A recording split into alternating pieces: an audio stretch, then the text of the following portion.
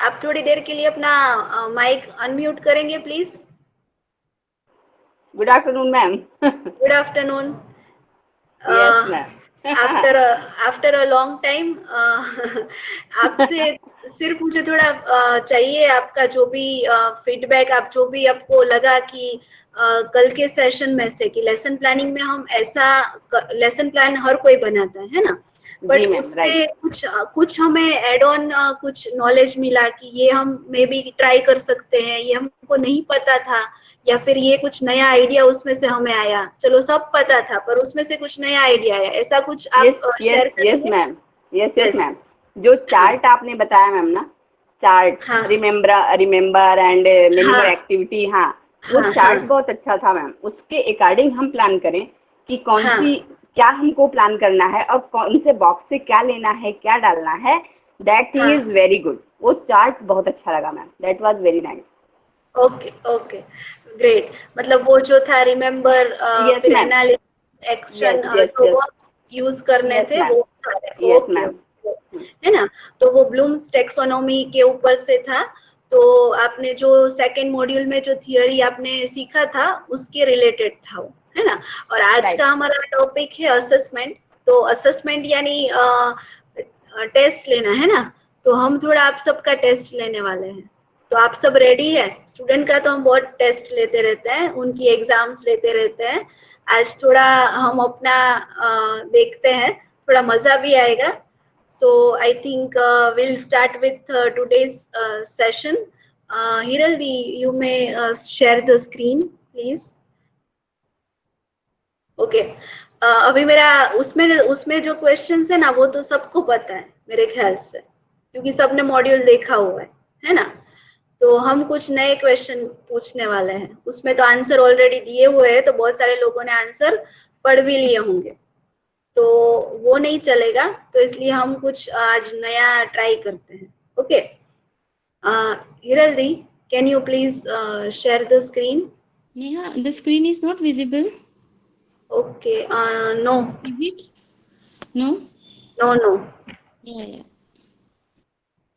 Okay. तो उसमें जो क्वेश्चन थे सारे, है ना, कि 15 अगस्त इंग्लैंड में होता है कि नहीं होता है, तो होता है कि नहीं होता है? मैम होता है ना, 15 अगस्त तो हर जगह आता है ना मैम। है ना।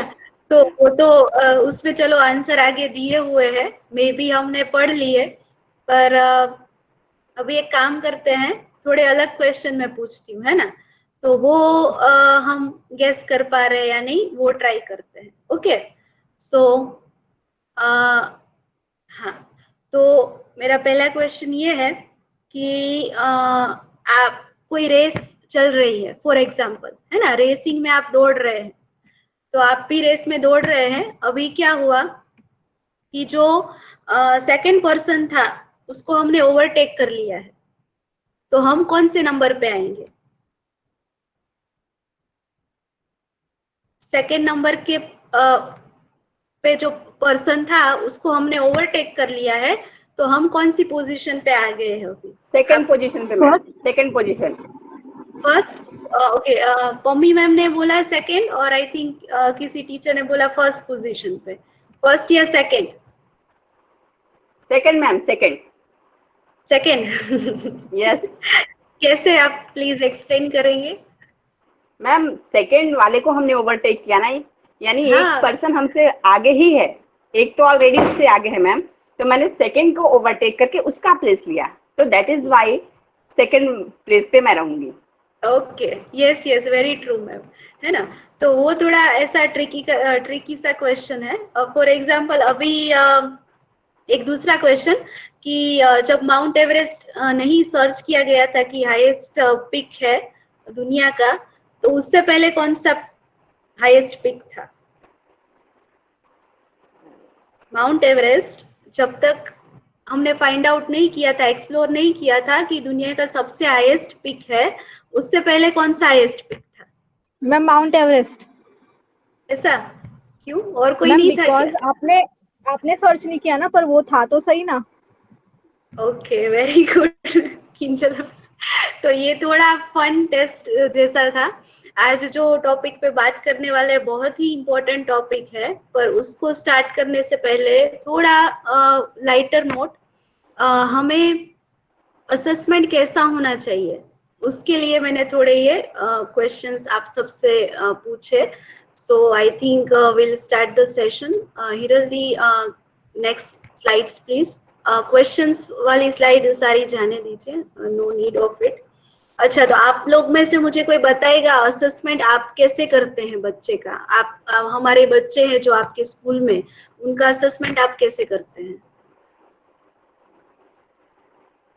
पहले असेसमेंट सबको क्लियर है ना? असेसमेंट मतलब क्या?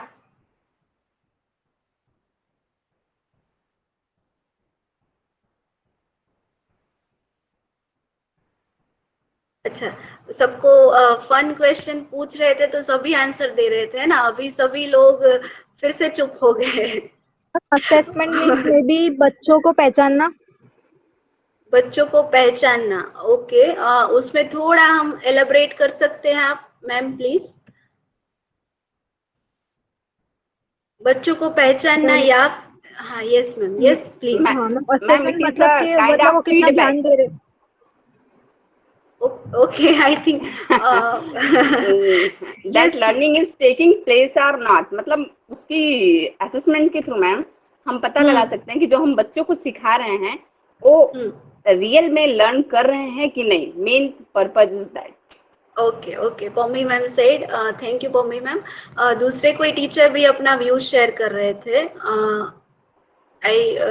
मैंने नाम तो नहीं देखा, बट कौन था? आई थिंक इंजल मैम थे आप. हाँ मैम, कितना वो हमें इससे मालूम पड़ सकता है वो कितना इंटरेक्शन कर रहे हैं हमारे साथ. जितना वो इंटरेक्शन कर रहे हैं शायद उन्हें उतना समझ में आ रहा है, तो हम उससे जज कर सकते हैं कि उन्हें समझ आ रहा है कि नहीं. ओके ओके, सो असेसमेंट का सबका कंसेप्ट क्लियर है कि जो बच्चे ने हमने जो पढ़ाया वो बच्चे ने कितना सीखा, उसको हम असेसमेंट बोल सकते हैं, है ना? सो हम नेक्स्ट स्लाइड पे इसका मीनिंग देख रहे हैं. Next slide Hiral the please. हाँ, सो हम जिस बच्चों के साथ काम कर रहे हैं तो वहां पे असेसमेंट क्या है? They are not about grades, है ना? ABCD क्या आया या फिर कितने परसेंटेज आए, वो हमारा फोकस नहीं होना चाहिए, क्योंकि हम प्री स्कूल में काम कर रहे हैं. जो बच्चे अभी सीख रहे हैं, उनको ठीक से लिखना नहीं आता है, उनको ठीक से बहुत सारी उनके वर्ड्स अभी डेवलप नहीं हुए हैं, वो ठीक से बात नहीं कर पा रहे हैं, उनका कम्युनिकेशन अभी डेवलपमेंट प्रोसेस में है. तो ऐसे बच्चों के साथ अगर हम काम कर रहे हैं तो वहां पे ग्रेड्स नहीं होने चाहिए. ऐसा होता है बहुत सारी स्कूल में, मे बी आप में से किसी के स्कूल में भी होता होगा कि A ग्रेड देते होंगे, B ग्रेड देते होंगे बच्चों को, या फिर कोई स्टार सिस्टम होगा, या जो भी है.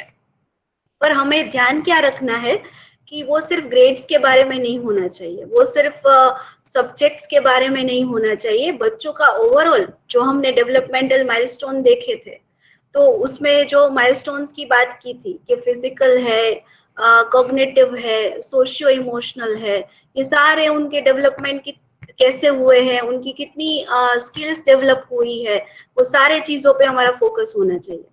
यहाँ पे मैं एक छोटा सा एग्जांपल देना चाहती हूँ. मान लो आप किसी बगीचे में गए हो और वहां पे बहुत सारे गुलाब के फूल है, तो हमको तो गुलाब के फूल देख के अच्छा ही लगेगा, है ना? हमको खुशी ही होगी. क्या हम कभी ऐसा करते हैं कि ये गुलाब का फूल है ना, इसका लाल कलर थोड़ा कम है, या फिर ये गुलाब का फूल है ना, इसका पिंक कलर थोड़ा कम है, ये इतना अच्छा नहीं है? ऐसा हमने कभी सोचा है? कि हम सिर्फ उसको देख के खुश होते हैं कि वाह कितना अच्छा गुलाब के फूलों का बगीचा है पूरा, और हम सब बस उसको देख रहे हैं. तो ऐसा ही बच्चों के साथ है. They are like rose. Yes, तो उसमें से कौन ज्यादा होशियार है, कौन एवरेज है, कौन स्लो लर्नर है, ये चेक करना असेसमेंट नहीं है, है ना? हम तो वो जजमेंट हो जाएगा. हम कभी फूलों को जज नहीं करेंगे, गुलाब के फूल को. तो हमको ये ध्यान में रखना है कि जो बच्चे हैं ना, वो भी गुलाब के फूल जैसे ही है, उनको भी हमें जज नहीं करना है. वो जिस प्रोसेस में, जिस अपनी स्पीड से आगे बढ़ रहे हैं, बस वो बढ़ रहे हैं, और वो सीख रहे हैं, नहीं सीख रहे हैं, वो जानना ही हमारे लिए इम्पोर्टेंट है. It is not about grades. Okay, अगर हम प्री स्कूल की बात करें तो बाकी आगे जाएंगे तो वो कहीं ना कहीं मैटर करेगा, बट इस एज ग्रुप के साथ वो ग्रेड्स रिलेटेड नहीं होना चाहिए। और सेकंड क्या है, ये फीडबैक है जिससे हमको पता चल रहा है कि लर्निंग उनका हो रहा है, यानी कि वो सीख रहे हैं। हमने सिखा दिया और फिर हम सोचे कि चलो हमने तो सिखा दिया, सबको आ ही गया होगा, तो ऐसा चलता है क्या? बच्चों को समझ में आया कि नहीं आया वो तो हमें चेक करना ही पड़ेगा। तो उसको बोलते हैं असेसमेंट। यहाँ पे एक डेफिनेशन भी दी हुई है, assessment is the process of gathering information about children from several forms of evidence over time, then organizing and interpreting the information। और वो information जो हमें मिलती है उससे भी आगे हमें जाना है ना? तो क्लियर है सबको व्हाट इज असेसमेंट? और हमेशा याद रखना कि हम जिस एज ग्रुप के बच्चों के साथ है वो रोज जैसे हैं, उनमें उनका कलर कितना डार्क है, वो स्लो लर्नर है या उनका एवरेज लर्निंग प्रोसेस है या जो भी है, वो हमें ध्यान में नहीं रखना है।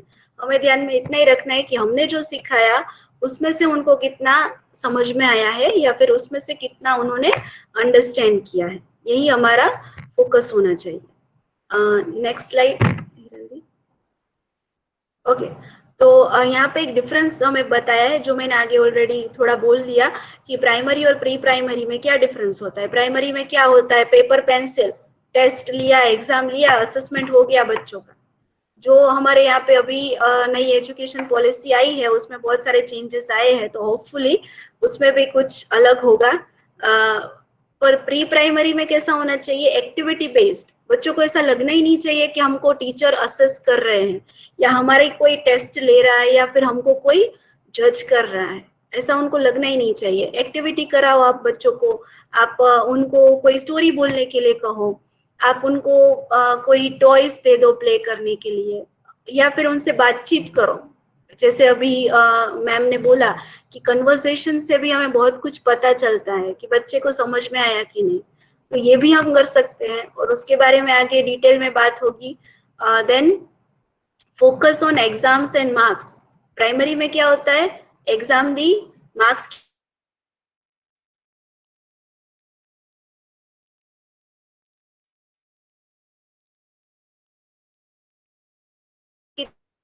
प्राइमरी में ऐसा नहीं है, अभी बच्चों का डेवलपमेंट हो रहा है। तो फोकस कहाँ पे होना चाहिए, लर्निंग पे होना चाहिए। उनको कितना मार्क्स मिला या उन्होंने एग्जाम दी या नहीं दी। अभी इतने छोटे बच्चे हैं, मान लो आपने किसी को वर्कशीट फिलअप करने के लिए दे दिया, आप उनका असेसमेंट कर रहे हैं, आपने उनको वर्कशीट फिलअप करने के लिए दे दिया, अभी उसकी तबीयत ठीक नहीं है या कोई और भी रीजन है और वो नहीं कर पा रहा है, तो वो नहीं कर रहा है फिनिश उसको, तो क्या हम ये सोचेंगे या ये समझेंगे कि उस बच्चे को कुछ नहीं आता है? तो ऐसा जरूरी नहीं है। मे बी इस एज के जो बच्चे होते हैं ना वो बहुत ज्यादा मूडी होते हैं, आप सबने ऑब्जर्व किया होगा, आप लोग मुझसे ज्यादा जानते हैं इस बारे में, तो आपने ऑब्जर्व किया होगा कि उनको कुछ चीजें अगर कुछ टाइम पे करनी होती है तो ही करते हैं, अदरवाइज नहीं करते। तो हमारा फोकस उनके लर्निंग पे होना चाहिए, ना कि उनको कोई पर्टिकुलर टास्क हमने दे दिया और उन्होंने वो किया या नहीं किया उसके ऊपर। इसलिए हम ऑनगोइंग भी उनका असेसमेंट कर सकते हैं। प्राइमरी में क्या है, प्रोडक्ट ओरिएंटेड। प्रोडक्ट मतलब फाइनल रिजल्ट क्या आया, कुछ सीखा या नहीं सीखा वो इम्पोर्टेंट नहीं है। पर प्री प्राइमरी में क्या होता है, प्रोसेस ओरिएंटेड।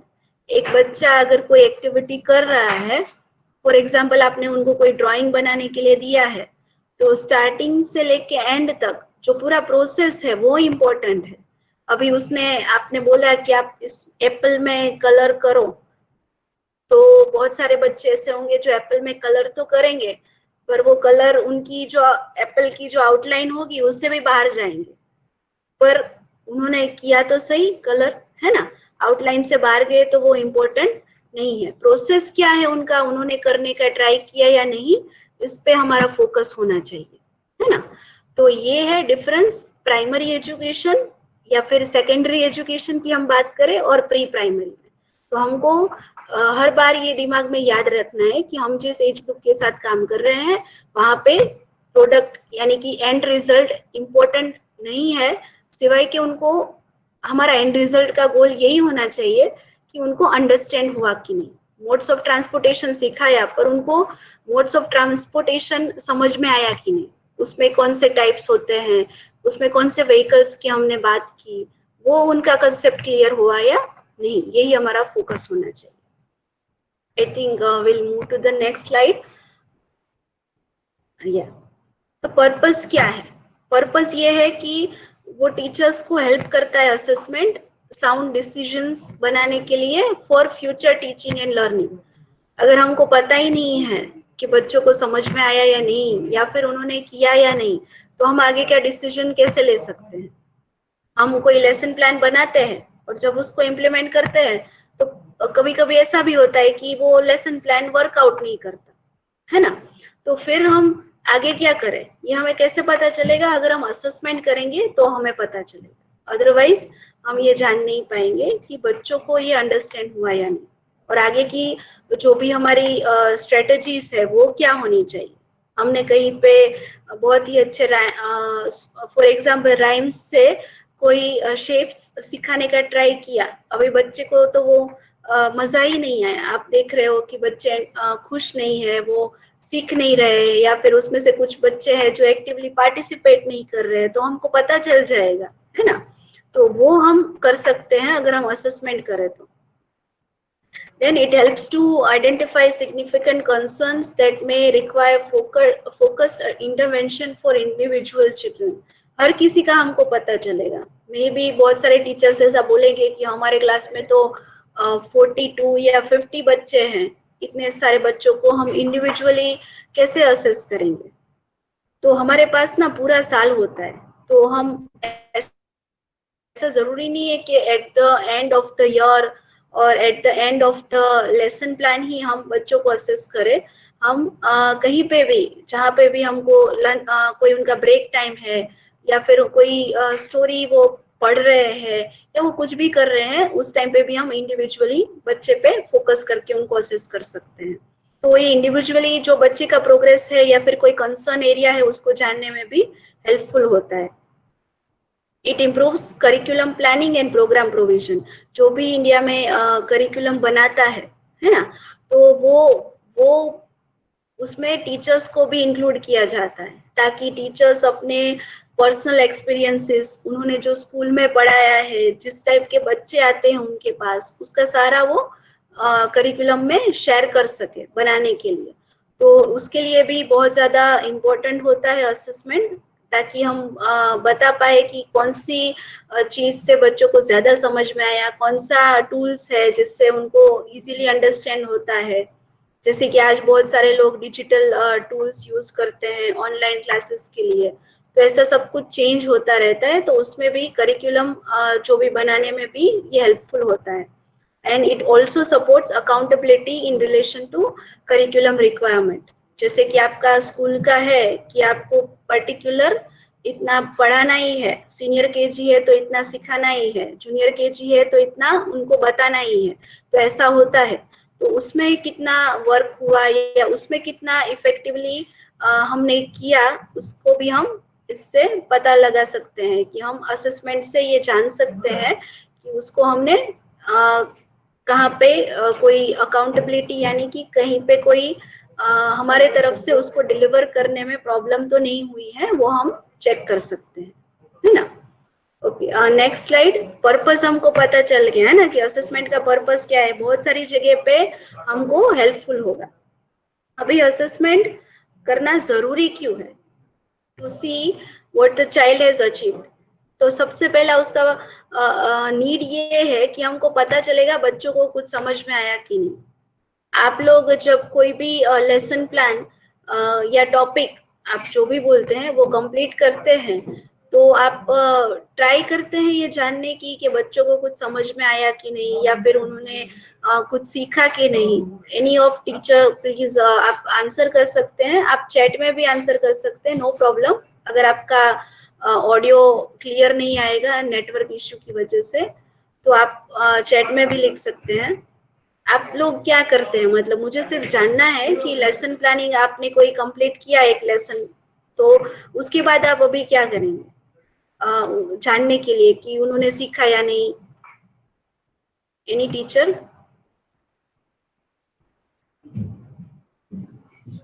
मैम उनके साथ टेस्ट लेंगे, टेस्ट लेते हैं मतलब आप पेपर पेंसिल टेस्ट लेते हैं या फिर अदर कोई वे है टेस्ट लेने का? Oral other pencil test, okay oral भी और पेंसिल से लिखने का एग्जाम भी लेते हैं। ओके कोई ऐसा है मतलब जो कोई एक्टिविटी आप करवाते हो या फिर स्टोरी ओरल टेस्ट में आप क्या करवाते हैं? प्लीज मुझे थोड़ा शेयर करिएगा आप। लाइक क्वेश्चन पूछते हैं या फिर उनको कुछ बोलने के लिए बोलते हैं आप? बोलने के लिए बोलते हैं, बोर्ड पे लिखते हैं, बाद में उनको पढ़ने के लिए बोलते हैं, तो बराबर पढ़ लेते हैं तो बाद में return. Okay okay okay okay ma'am, आज आप ये अटेंड करें, बाद में आप ट्राई कीजिएगा कि आप कहीं पे उनका ओरल और रिटर्न के अलावा भी कोई एक्टिविटीज थ्रू या फिर कोई अलग तरीके से भी उनको अगर चेक कर पाए तो बहुत ज्यादा अच्छा रहेगा। क्योंकि कभी कभी ऐसा भी होता है कि राइटिंग या रीडिंग में बहुत सारे बच्चे हैं जिनको थोड़ा टाइम लगता है ज्यादा, है ना? तो वहां पे कहीं पे हम अगर ऐसा कुछ कर सकते हैं, कोई अपना क्रिएटिव आइडिया यूज करके कि कोई उनको एक्टिविटी करा के या फिर मतलब आप ऐसे ही, ऐसा नहीं एक्टिविटी मतलब कुछ बहुत सारे रिसोर्सेस इकट्ठे करने हैं या ऐसा कुछ करना है।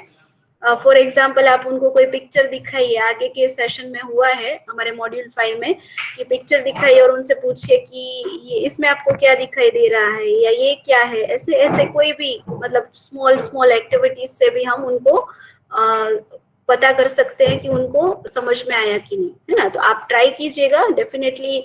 आपका जो भी मैनेजमेंट है वो सारी चीजें आपको वहां से अप्रूव करानी पड़ेगी, बट आप इम्प्लीमेंट कीजिएगा कि ऐसी ऐसी एक्टिविटीज या छोटे छोटे कोई भी हम उनको प्ले करा के भी थोड़ा उनसे जान पाए कि उनको समझ में आया कि नहीं। तो असेसमेंट की नीड इसलिए है क्योंकि हमको पता चले कि इंडिविजुअल चिल्ड्रन को कुछ भी समझ में आया कि नहीं, और बच्चे को खुद को अपना लर्निंग कहाँ तक पहुंचा है वो भी पता चले।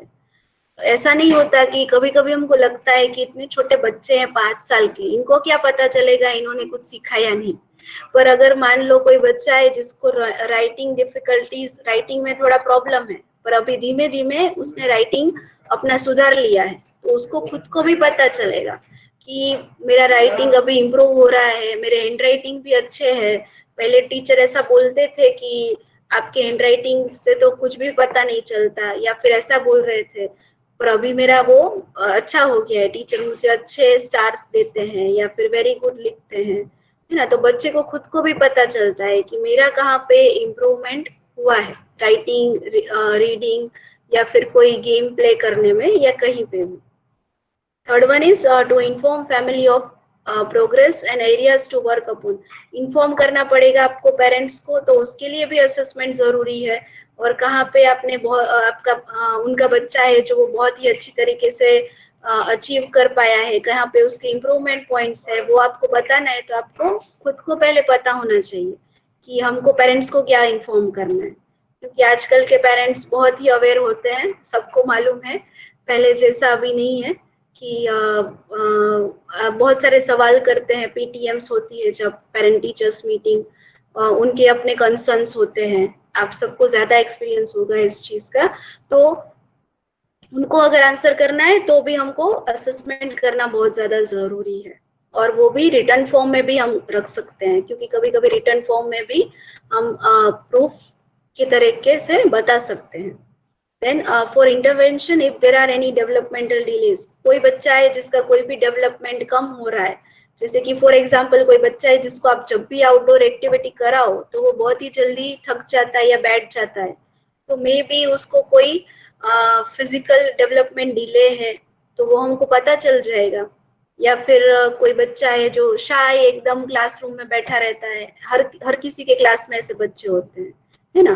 तो उनको कहाँ पे प्रॉब्लम है ये हमको पता चल जाएगा अगर हम असेसमेंट करेंगे। तो to determine effectiveness of the curriculum, हम जो करिकुलम पास ऑन कर रहे हैं बच्चों को, जो उनको सिखा रहे हैं, तो उसका इफेक्टिवनेस हमारे तरफ से हमने कितना बेटर वे में प्रेजेंट किया, कितना सिखाया, उसका हमको खुद को भी पता चलेगा असेसमेंट से।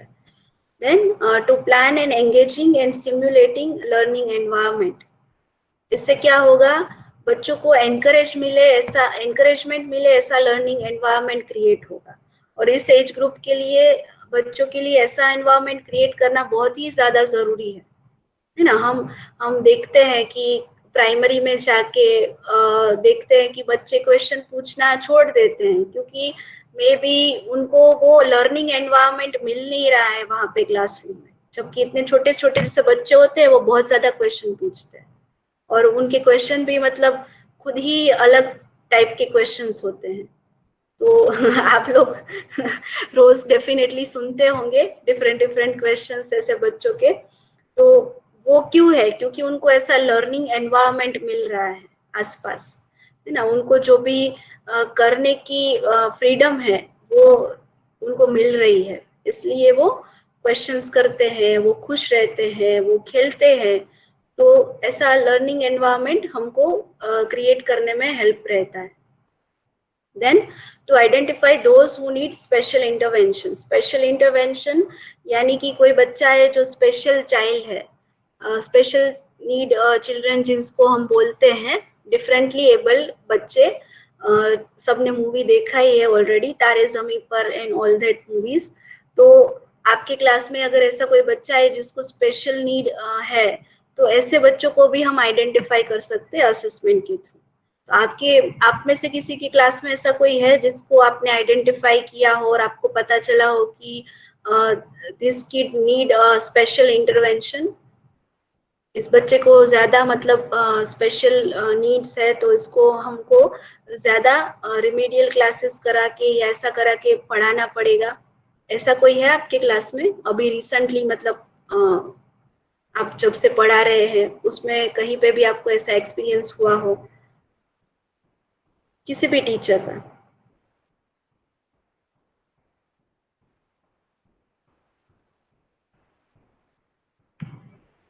किसी के क्लास में नहीं है ऐसा कोई? यस मैम, नर्सरी में मेरी क्लास में था एक बच्चा। हाँ, वो कुछ बोलता नहीं था मैम। ओके।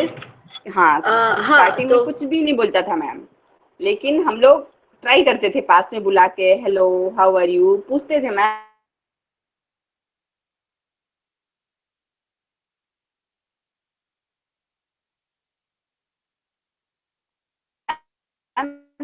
फिर धीरे स्लोली मतलब वो सुनते सुनते बोलने से पहले वो ए बोलने लगा। ओके। अब हाँ, Hello, yes ma'am. Yes Am I yes, audible? You are audible. Yes Yes. Yes. तो अभी मतलब वो आपके स्कूल में है या फिर आगे? नहीं मैम, ये एक्चुअली स्कूल तो मैंने चेंज किया। मैं पहले ट्विंकल में थी, अभी मैं मेहता में हूँ। ओके ओके ओके ओके, ऐसा है। Okay yes ma'am. Okay okay, no problem. लेकिन बहुत ज्यादा इम्प्रूवमेंट मैम उस बच्चे में था, हमने लाइव देखा है। कुछ भी नहीं बोलता था मैम, कुछ भी नहीं बोलता था, लेकिन इतना वो बोलने लगा। इतने चेंजेस हो सकते हैं, मतलब अनबिलीवेबल। यस तो वो आपने उनको असेस जब किया होगा, मतलब आपने ऑब्जर्व किया होगा, तब आपको पता चला ना। तो कहीं पे हम अगर ऑब्जर्वेशन करते हैं, उनसे बातचीत करते हैं, तो हमें पता चलता है, अदरवाइज तो हम कैसे जान पाएंगे, है ना। तो असेसमेंट इसलिए भी बहुत ज्यादा जरूरी है कि ऐसे कोई बच्चे हैं जिनको स्पेशल कोई फोकस अटेंशन की जरूरत है, तो उनको हम अटेंशन दे सके, उनको उनके ऊपर हम काम कर सके। और एक इसके ऊपर हमारा पूरा स्पेशल सेशन होगा, बट ये जस्ट मैंने जानने का ट्राई किया कि आपके यहाँ पे भी ऐसे बच्चे आते होंगे, है ना, इसलिए। आई थिंक क्लियर है यहाँ पे सारे पॉइंट सभी को। So will move to the next slide. Okay, अभी असेसमेंट दो टाइप्स के होते हैं, पर उससे पहले एक छोटी सी स्टोरी जैसा मैं बोलना चाहती हूँ ना। आपको रिप्लाई करना है। आपके दो अलग अलग टीचर्स हैं, दो अलग अलग टीचर्स हैं, आप इमेजिन करना। तो एक टीचर के यहाँ पे गेस्ट आने वाले और दूसरे टीचर के यहाँ पे भी गेस्ट आने वाले। ओके, अभी उनके लिए हमको खाना बनाना है। आप सभी ऑफ कोर्स बहुत अच्छा खाना बनाते होंगे। तो अभी हुआ क्या, हम किसी टीचर का नाम ही ले लेते हैं, चलो एक दीप्ति मैम का नाम लेते हैं और एक दिव्या मैम। चलो, तो दीप्ति मैम और दिव्या मैम के यहाँ पे गेस्ट आने वाले हैं और अभी उनको खाना बनाना है। तो अभी दीप्ति मैम ने क्या किया कि खाना बनाते बनाते उन्होंने जब सारा मतलब सॉल्ट मिर्ची ये सब डाल दिया, बाद में उन्होंने टेस्ट किया कि उसका टेस्ट कैसा है, उसमें कुछ कम तो नहीं है, नमक या ज्यादा तो नहीं है, ऐसा टेस्ट किया उन्होंने। और बाद में जब उनको लगा कि बराबर है और जब गेस्ट आए तब उनको खिलाया। ओके, दीप्ति मैम ने ऐसा किया। और दिव्या मैम ने क्या किया, अभी दिव्या मैम ने पूरा खाना बना लिया, बीच में कहीं पे भी टेस्ट नहीं किया कि सॉल्ट कम है या फिर मिर्ची ज्यादा या जो भी मसाले हमने डाले हैं वो बराबर है या नहीं, उन्होंने टेस्ट नहीं किया और गेस्ट को दे दिया। तो अभी आपको दो डिफरेंट सिनेरियो मैंने दिए हैं, तो कोई मुझे बताएगा कि ये दोनों सिनेरियो में क्या होगा। फर्स्ट में टेस्ट करके गेस्ट को दिया है, सेकंड सिनेरियो में दिव्या मैम ने ऐसा किया कि उन्होंने टेस्ट नहीं किया पर ऐसे ही गेस्ट को दे दिया है। तो क्या फर्क पड़ेगा दोनों में? मैम जो दीप्ति मैम ने किया है, यस मैम, आप दोनों मैम बोल सकते हैं। पहले कोई कंप्लीट कर लो। Yes sure.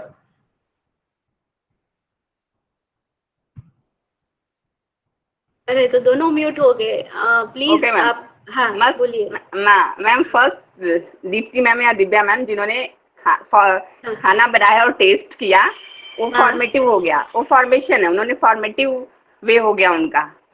और दूसरी मैम ने खाना बनाया, उसको टेस्ट वगैरह कुछ नहीं किया, उसको जज करने के लिए दूसरे को छोड़ दिया, यानी गेस्ट के लिए छोड़ दिया, तो वो उनका समेटिव हो गया। ओके, तो आपने यहाँ पे मतलब क्लियर कर दिया formative summative. Other than that yes ma'am, thank you. और कोई अपना व्यू दे रहा था, आई थिंक आप बोल सकते हैं, श्योर। भले ही मैम ने बोल दिया पर आप बोलिए मुझे क्या फर्क होगा। यहाँ पे तो फॉर्मेटिव समेटिव मैम ने समझा दिया, आपको एक्सप्लेन कर दिया, पर इसका अभी सिंपल वे में मैं आपको बताऊंगी मतलब क्या है। पर कोई और मुझे बताएगा क्या फर्क पड़ेगा अगर आप टेस्ट करके दे रहे हो और नहीं टेस्ट करके दे रहे हो गेस्ट को खाना? मैम इन शॉर्ट इसका मतलब ऐसा हुआ कि हमें अपना काम किसी को भी हम सबमिट कर रहे हैं, जैसे कि हम खाना किसी को दे रहे हैं या हम अपना काम किसी को सबमिट कर रहे हैं, तो उससे हमें पहले चेक करना है, खुद चेक करो, उसके बाद हम सबमिट करते हैं। जैसे कि हम एग्जाम भी लिखते हैं तो पेपर हम पहले चेक करते हैं, फिर हम आगे सबमिट करते हैं। उसी तरह से जो दीप्ति मैम ने किया था वो सही किया था, पहले खुद उन्होंने टेस्ट किया फिर गेस्ट के लिए उन्होंने दिया। तो उन्हें मिस्टेक भी होगी तो उन्हें पता चलेगी और करेक्शन वो कर देंगे पहले ही। Okay, no problem, thank you Kinchal ma'am. Okay, अभी थोड़ा मैं इजी वे में इसको थोड़ा एक्सप्लेन करना चाहती हूँ।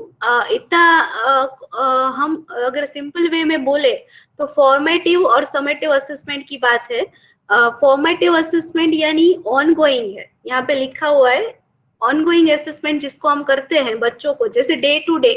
मान लो ऐसा नहीं कि लास्ट में, जैसे कैसे ये खाना टेस्ट करने की बात आई ना, जैसे ये दीप्ति मैम का था कि उन्होंने खाना टेस्ट करके गेस्ट को दिया, तो उसको हम बोल रहे हैं फॉर्मेटिव असेसमेंट। यहाँ पे कंपैरिजन नहीं है कि क्या होना चाहिए क्या नहीं होना चाहिए या क्या राइट या रॉन्ग है।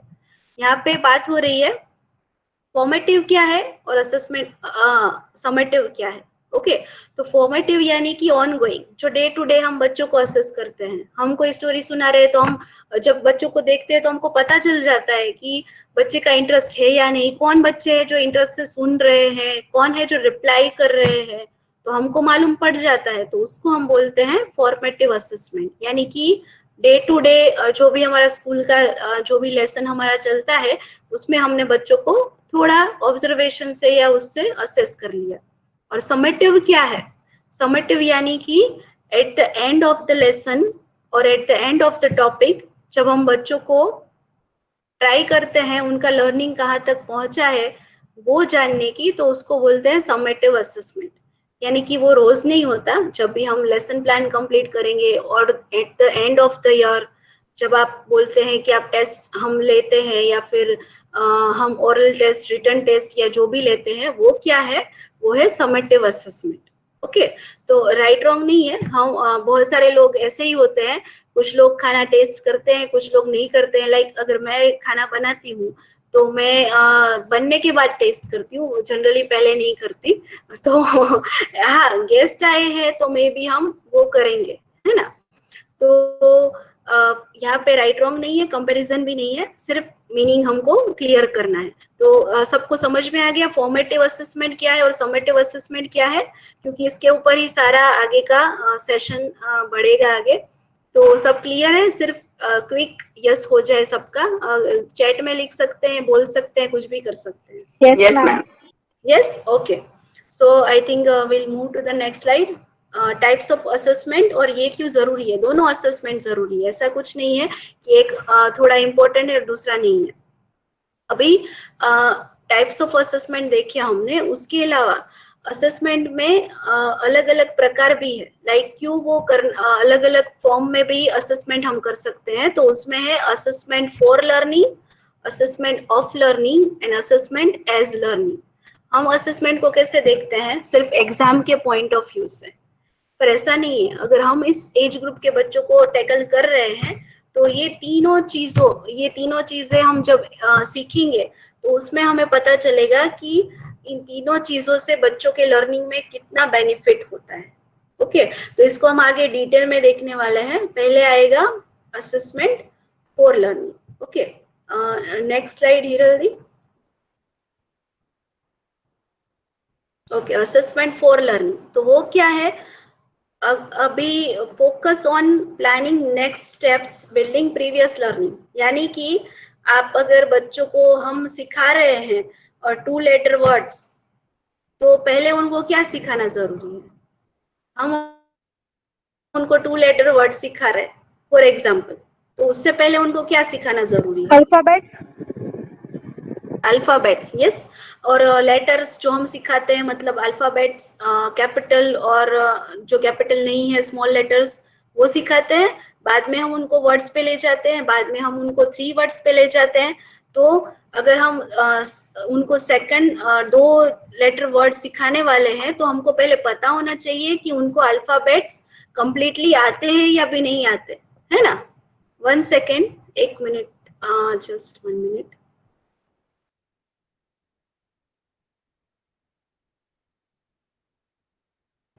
Sorry, okay. तो अगर हमको पता है कि उनको 2 लेटर वर्ड्स अभी आएंगे, तो अल्फाबेट्स आ गए हैं, तभी हम उनको 2 लेटर वर्ड सिखा सकते हैं। उनको 3 लेटर वर्ड सिखाना है तो हमको पहले उनको 2 लेटर वर्ड सिखाना पड़ेगा, है ना। तो उसको क्या बोलते हैं, ये फॉर्मेटिव असेसमेंट है, पर इसको बोलते हैं assessment for learning. For learning यानी कि हमको जानना पड़ेगा कि बच्चों को ये समझ में आया कि नहीं आया, तो हम उनको आगे ले जा सकते हैं। 1 to 10 सिखाया, पर अभी 1 to 10 उनको आता ही नहीं है, तो हम 11 to 20 कैसे सिखाएंगे, है ना। तो आगे का हमको पहले जानना पड़ेगा कि उनको 1 to 10 सबको समझ में आया कि नहीं, बाद में हम 11 to 20 की तरफ आगे जाएंगे। तो ये है असेसमेंट फॉर लर्निंग, और ये फॉर्मेटिव असेसमेंट है, यानी कि ऑनगोइंग है, चलता रहेगा। कोई at the end of the lesson plan या at the end of the year नहीं होगा। It's based on what children say make, do, write और ड्रॉ।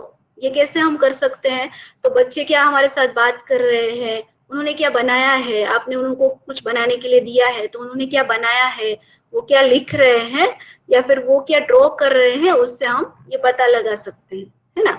आप जैसे वर्कशीट फिलअप करवाते हो, मान लो आपने 1 to 10 उनको फाइंड आउट करने के लिए दिया, तो वो 1 to 10 अगर फाइंड आउट नहीं कर पा रहे हैं तो इसका मतलब ये है कि पहले हमको उनको 1 to 10 सिखाना पड़ेगा, बाद में हम 11 to 20 पे जाएंगे। तो ये है assessment for learning. Okay, next Hiral दी,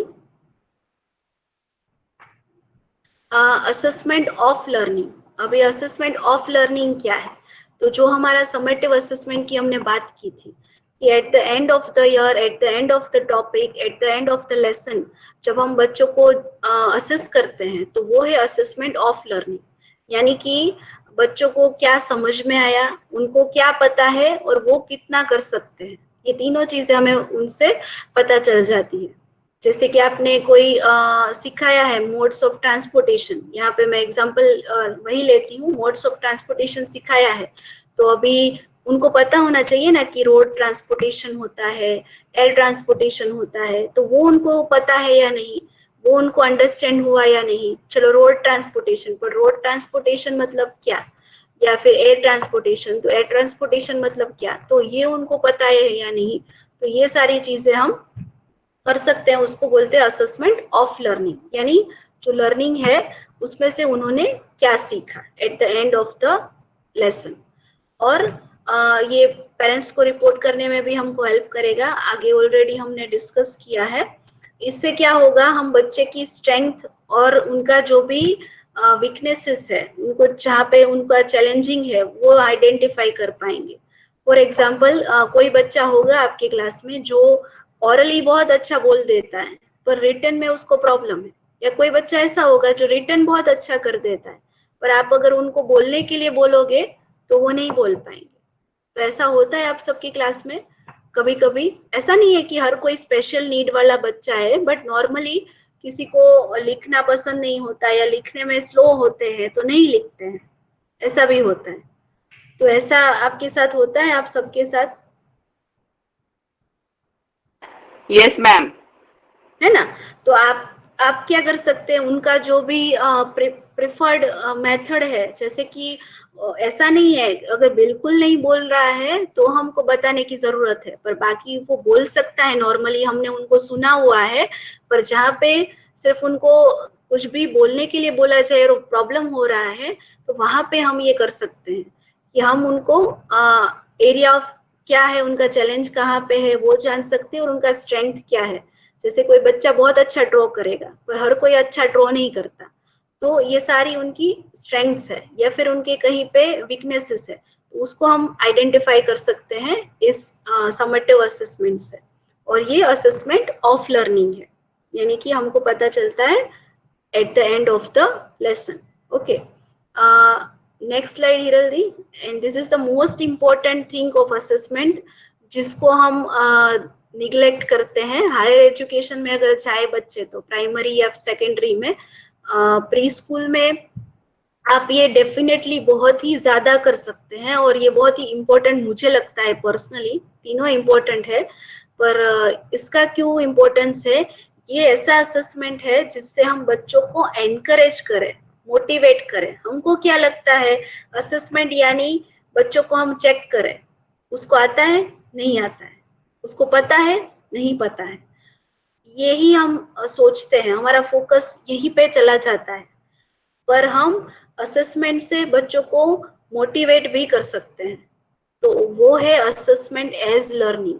यहाँ पे टीचर बच्चों को कैसे असेसमेंट के थ्रू उनको एनकरेज कर सकते हैं, या फिर जो भी उनके फ्रेंड्स है, छोटे से बच्चे हैं उनके साथ है जो उनके फ्रेंड्स, उनके थ्रू कैसे एनकरेज हम कर सकते हैं। असेसमेंट ही करना है पर उनको एनकरेज करना है, उनको डिस्करेज नहीं करना है। मार्क्स और ग्रेड से क्या होता है, बच्चे डिस्करेज हो जाते हैं कि इसको तो 4 स्टार मिला, मुझको तो 3 स्टार ही मिला, है ना, इसको तो बी ग्रेड, इसको तो ए ग्रेड मिला, मुझको तो बी ग्रेड मिला। तो वो कंपैरिजन और वो थोड़ा कॉम्प्लेक्स उनका वो थोड़ा आ जाता है ना।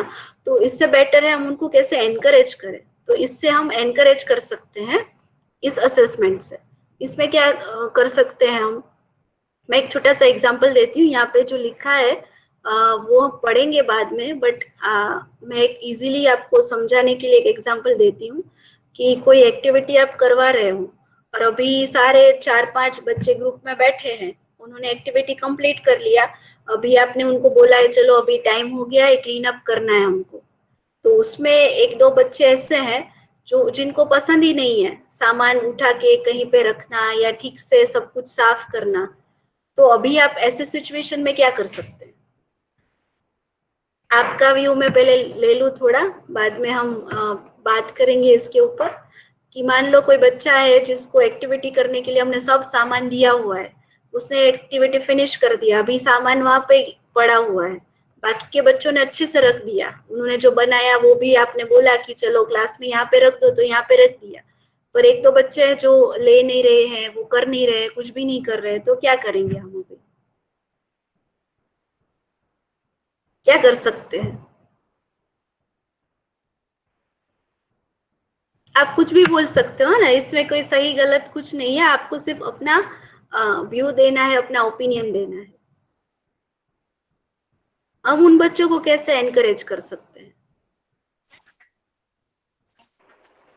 मैम फर्स्ट सपोज वो सामान उठा नहीं रहा है, तो एग्जाम्पल बस दिखाने के लिए एक सामान, सारे सामान है, क्योंकि हमको सब कुछ नहीं करके उनको देना है, बस गाइड करना है, जस्ट गाइडेंस के लिए एक सामान मैं खुद मतलब एज अ टीचर मैं खुद उठा के रखूंगी और उसको एनकरेज कर सकती हूँ कि मतलब you are a good boy और you are a girl, you good girl, you have to do like this, मतलब समझा सकती हूँ ma'am.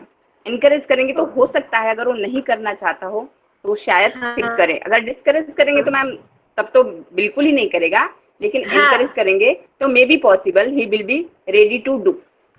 Okay okay, Pammi ma'am ने अच्छा अपना व्यू दिया है। इवन खुशबू मैम ने भी यहाँ पे चैट में लिखा है कि पोयम और राइम के साथ भी हम उनको करवा सकते हैं, मतलब ऐसा कोई भी पोयम या राइम बोले चलो it's time to clean up, या ऐसा कुछ भी हम ऐसा खुद अपने आप से भी बना सकते हैं। मुझे मालूम नहीं ऐसा कोई राइम है या नहीं, पर ऐसा हम खुद भी कुछ बना के उनको एनकरेज कर सकते हैं। तो खुशबू मैम का ऐसा कहना है, और पम्मी मैम का व्यू भी मैंने ओके ऐसा ऑलरेडी राइम है, ओके वेरी गुड। तो ऐसा कोई राइम हम उनको okay I have done, okay Khushboo ma'am आपने खुद ने इम्प्लीमेंट किया है, ओके वेरी गुड।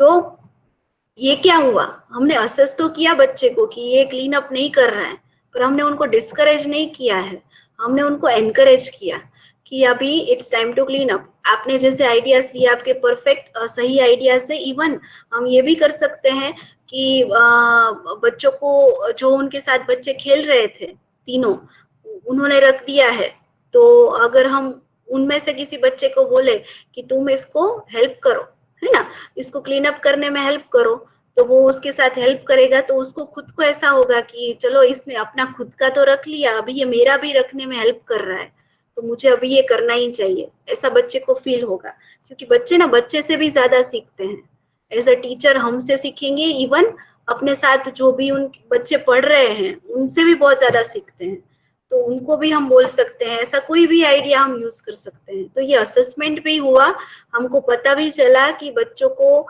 ये जगह पे इम्प्रूव करने की जरूरत है, और हमने उनको एनकरेज किया, डिस्करेज नहीं किया।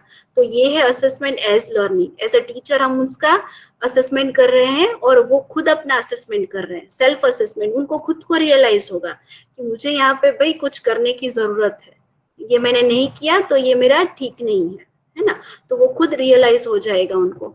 ऐसा भी कर सकते हैं कि कभी ऐसा भी होता है कि ग्रुप में एक्टिविटी दी है, कोई बच्चा है जो फास्ट कर लेगा और किसी को टाइम लग रहा है, तो जो फास्ट कर रहा है बच्चा उनसे हम कह सकते हैं कि इसको तुम थोड़ा गाइड करो, इसको थोड़ा हेल्प करो, तो वो उसको फिनिश कर पाए। तो पीयर असेसमेंट हुआ ये, बच्चे बच्चे को हेल्प कर रहा है और इवन टीचर उनको एनकरेज कर रहे हैं। तो ये है असेसमेंट एज लर्निंग। असेसमेंट को हमको सिर्फ इस पॉइंट ऑफ व्यू से नहीं देखना है कि बच्चों को हमको चेक करना है, उनको जज करना है, उनको एनकरेज भी कर सकते हैं हम, अगर हमको पता है उनको कहाँ पे इम्प्रूव होने की जरूरत है।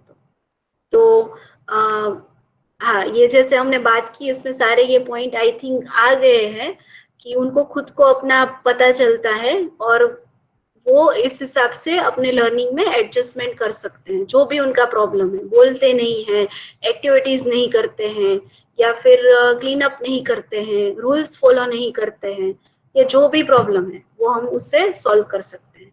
तो आप सबको क्लियर है ये तीनों टाइप ऑफ असेसमेंट, इसमें कंफ्यूज होने की जरूरत नहीं है, ये समेटिव फॉर्मेटिव ही है, बट ये थोड़ा डिटेल में हम कैसे इसको एनकरेजमेंट के वे में देख सके वो हमने देखा है ना।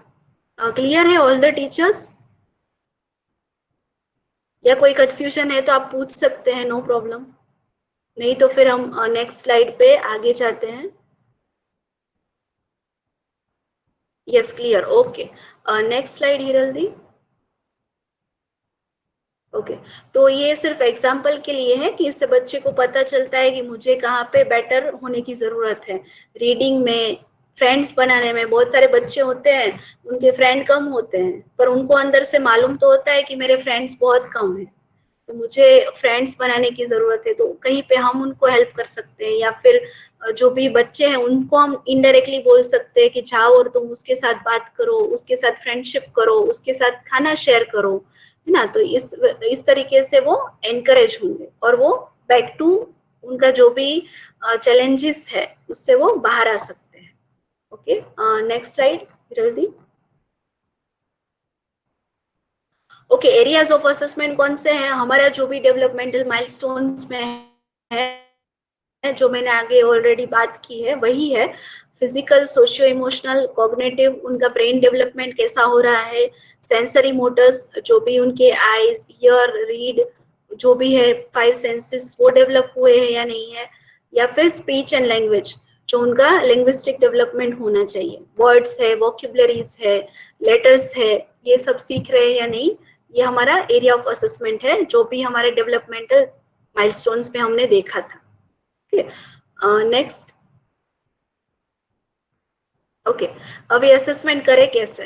तो आप सभी लोग अपने तरीके से करते हैं। यहाँ पे बहुत सारे टूल्स या हम दे रहे हैं जिससे आप असेसमेंट कर सकते हैं। बहुत सारे आपको पता होंगे और बहुत सारे नहीं पता होंगे। तो जहाँ पे आपको ऐसा लगे कि ये मैं अपने स्कूल में या अपने क्लास में इम्प्लीमेंट कर सकती हूँ, वो आप डेफिनेटली कर सकते हैं। ये पूरा प्रोसेस है। तो उसमें पहला है कलेक्ट इंफॉर्मेशन कलेक्ट करना है हमको बच्चों का। फिर क्वेश्चन एनालाइज करना पड़ेगा, उसको हमको एनालिसिस करना पड़ेगा जो भी हमने इंफॉर्मेशन कलेक्ट किया है उसका। थर्ड, उसके अकॉर्डिंगली प्लान करना पड़ेगा हमें आगे का कि अभी हमें क्या करना पड़ेगा, एंड देन उसको इम्प्लीमेंट करेंगे जो भी हमने प्लानिंग किया है वो, और फिर उसका रिव्यू करेंगे। यानी कि फिर से यही सारी प्रोसेस स्टार्ट होगी। तो अगर हमको इंफॉर्मेशन कलेक्ट करना है फॉर एग्जांपल, तो हम कैसे करेंगे? किसी बच्चे के बारे में हमें कुछ जानना है तो कौन से ऐसे इंफॉर्मेशन कलेक्ट करने के टूल्स होंगे? आप कैसे करते हैं असेसमेंट? रिटन, ऑरल के अलावा, मतलब और किस चीज से हम कर सकते हैं? वर्कशीट और वो सब तो आएगा, चेकलिस्ट या जो भी है, पर उसके अलावा कैसे कर सकते हैं? इंफॉर्मेशन अगर हमें चाहिए किसी बच्चों का तो कैसे कलेक्ट करेंगे? टूल्स क्या होंगे उसके? मैम किसी पर्टिकुलर बच्चे का करना है तो फिर हम उसे जब भी हमको एक्टिविटी करवा रहे हैं या फिर वो क्लास में बैठ रहे हैं हम उसको देखेंगे, हम उसको ऑब्जर्व करेंगे। वेरी ट्रू किंजल मैम, है ना। तो सबसे पहला पॉइंट यही है हमारा, और आपने फर्स्ट में ही मतलब बोल दिया, ऑब्जर्वेशन, है ना। सबसे इम्पोर्टेंट टूल है। ऑब्जर्वेशन से हम बहुत कुछ देख सकते हैं इस एज ग्रुप के बच्चों का। जैसे मैंने बोला कि वो एक्टिविटी कर रहे हैं, स्टोरी हम बता रहे हैं तो वो कैसे रिएक्ट कर रहे हैं, रिस्पॉन्स दे रहे हैं या नहीं, ये सारी चीजें हमें कैसे पता चलेगी? ऑब्जर्वेशन से। नेक्स्ट स्लाइड हिरल दी। ऑब्जर्वेशन क्या कर रहे हैं? एक्टिविटी कर रहे हैं तो बच्चों के साथ मिलके कर रहे हैं या अकेले कर रहे हैं, कैसे पता चलेगा? हम ऑब्जर्वेशन करेंगे तो पता चल जाएगा कि ये बच्चे ग्रुप में काम कर सकते हैं या नहीं कर सकते, इनको इंडिविजुअली खेलना पसंद है, इनको एक्टिविटी ज्यादा करना पसंद है, इनको स्टोरी पसंद नहीं है, इनको अल्फाबेट्स आते हैं, इनको ये नहीं आता है या आता है, या इनको सुधारने की जरूरत है। तो observation is the main tool. अगर हम फॉर्मेटिव असेसमेंट की बात करें तो हमको ऑब्जर्व करते रहना है बच्चों को, बहुत कुछ हमको पता चल जाएगा, और बच्चे भी हमको ऑब्जर्व करते हैं। तो ये भी हमारे दिमाग में होना चाहिए कि हमारा जो भी बिहेवियर है वो भी उस तरह का होना चाहिए कि वो उसमें से कुछ सीख पाए, है ना। First is observation. सेकेंड, अभी क्या कर सकते हैं आपसे ही मैं जानूंगी, क्योंकि आप एकदम परफेक्ट आंसर दे रहे हैं सभी। और क्या हो सकता है? ऑब्जर्वेशन आ गया, चलो एनी गेसेस, आप कुछ भी बोल सकते हैं, है ना। यहाँ पे अभी कोई असेसमेंट नहीं हो रहा है। हाँ, मैं ऐसे कोई क्वेश्चंस पूछूं उनसे? Yes ma'am, very true. यानी कि कन्वर्सेशंस, आप उनसे बातचीत कर सकते हैं, क्वेश्चन पूछ के भी, या फिर नॉर्मली भी कोई बातचीत हम कर सकते हैं। तो नेक्स्ट हमारा है कन्वर्सेशंस। बच्चों के साथ बातचीत करना, और वो कभी भी हो सकती है। मे भी आप स्कूल में अर्ली आ गए हैं और बच्चे भी आ गए हैं, तो बाहर देखेंगे आपको तो आपके पास आ जाएंगे ना। अगर आप उनके क्लास टीचर है या फिर आप उनको रोज पढ़ाते हैं, तो जैसे आपको देखेंगे आ जाएंगे आपके पास, आपसे कुछ पूछेंगे, आपसे बातचीत कर रहे हैं, तो उसमें भी आप बात में से भी बहुत सारी चीजें उनकी जान पाएंगे कि उनको समझ में आया कि नहीं। जैसे कि हम जब कल का सेशन क्या हुआ था, उसमें से आपने क्या सीखा, ऐसा हम जब पूछते हैं स्टार्टिंग में, या फिर आपने मॉड्यूल गो थ्रू किया या नहीं, ये क्या है, कन्वर्सेशंस है, तो जिससे बहुत कुछ पता चलता है। तो सेकंड, नेक्स्ट स्लाइड जल्दी। तो सेकंड हमारा पॉइंट है कन्वर्सेशंस, बच्चों के साथ बात कीजिए।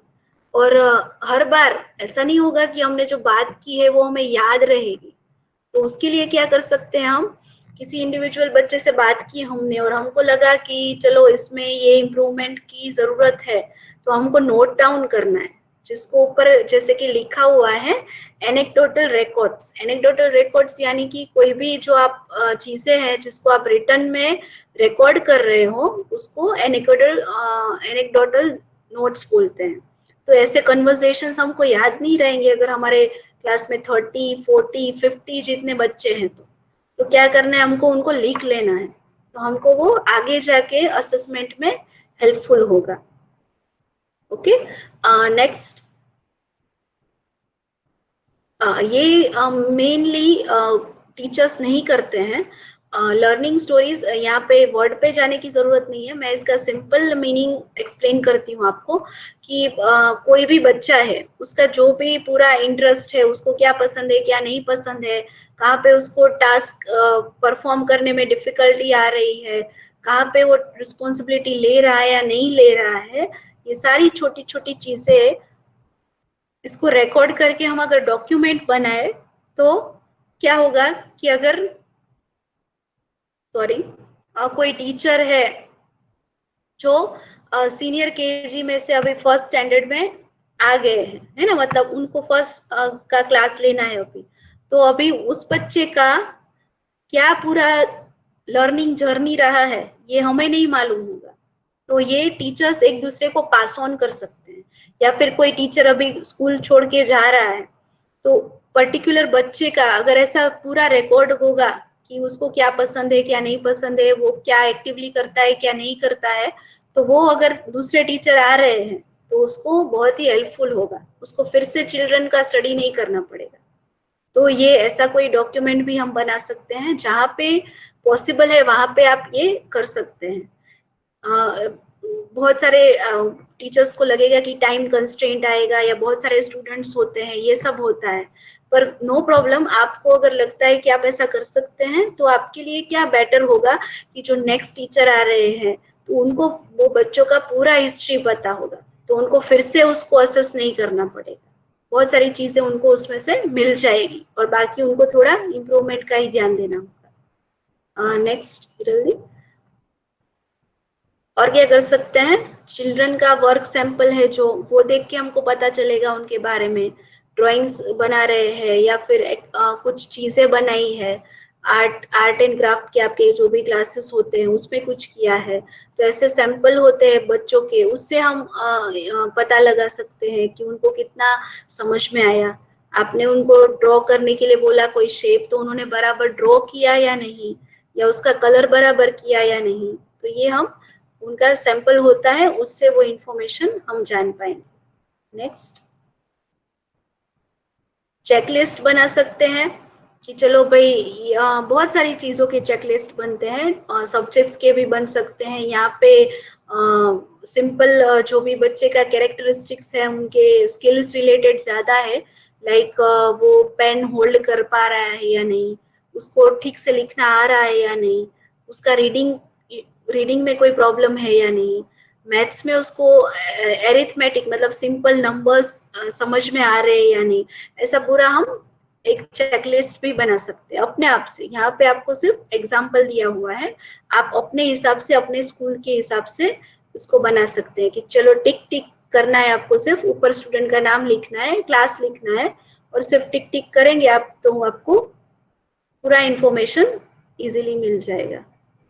नेक्स्ट, पर इसके लिए भी ऑब्जर्वेशन करना बहुत ज्यादा जरूरी है। रेटिंग स्केल्स ऐसा भी हम बना सकते हैं, बच्चों को अदर देन मार्क्स देने की जगह पे या फिर ग्रेडिंग्स देने की जगह पे हम ऐसा कर सकते हैं कि ऐसा रेटिंग स्केल रखें कि चलो गुड, बेटर, बेस्ट, या फिर average, sorry good, average, good, या फिर तीसरा कोई भी हम ऐसा रख सकते हैं। तो ऐसे रेटिंग स्केल्स भी हम बना सकते हैं जहाँ पे कोई सामने चीजें लिखी है कि ये बच्चा बोलने में कैसा है, बातचीत करता है या नहीं है, तो उस हिसाब से हम उनको रेटिंग दे सकते हैं। गुड, वेरी गुड, एक्सेलेंट, ऐसा कुछ भी हम अपने हिसाब से कर सकते हैं। आपका जो भी स्कूल का कन्वीनियंट है उस हिसाब से आप उसको इम्प्लीमेंट कर सकते हैं। नेक्स्ट, हाँ, ये बहुत कम लोग करते हैं। ये मतलब प्री स्कूल में बहुत कम होता है प्रोजेक्ट देना बच्चों को, क्योंकि क्या होता है प्रोजेक्ट अगर हम दे भी बच्चों को तो जनरली उनके पेरेंट्स उनको हेल्प कर देते हैं तो पता नहीं चलता है पेरेंट ने बनाया या बच्चे ने बनाया। पर हम एक साथ छोटा सा कोई प्रोजेक्ट वर्क बच्चों को दे तो उससे भी हम पता लगा सकते हैं। प्रोजेक्ट वर्क मतलब कोई बहुत बड़ा घर बनाना या ऐसा कुछ नहीं।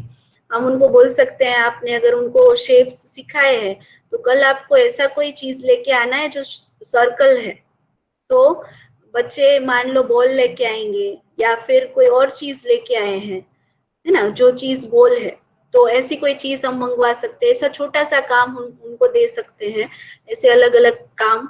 तो फिर उनको हम इजीली अंडरस्टैंड कर पाएंगे कि उनको समझ में आया कि नहीं, कि चलो भाई सर्कल जैसा कोई चीज लाने के लिए मुझे बोला था तो मैं बॉल ले जा सकता हूँ, मैं घर में और कोई ऐसी चीज है जो सर्कल है वो ले जा सकता हूँ, है ना, या ले जा सकती हूँ, तो ये पता चलेगा हमको। ऐसे कोई छोटे छोटे असाइनमेंट जैसा हम दे सकते हैं। नेक्स्ट, रूब्रिक्स, ये किसी को पता नहीं होगा आई थिंक। रूब्रिक्स है ना, इंडिविजुअली चिल्ड्रन का हम बना सकते हैं, यानी कि उनका पूरा प्रोग्रेस। ये एक्चुअली स्टोरी टेलिंग का बनाया हुआ है किसी स्टूडेंट का एग्जाम्पल है ये, पर हम अपने हिसाब से जैसा चाहे वैसा बना सकते हैं रूब्रिक्स।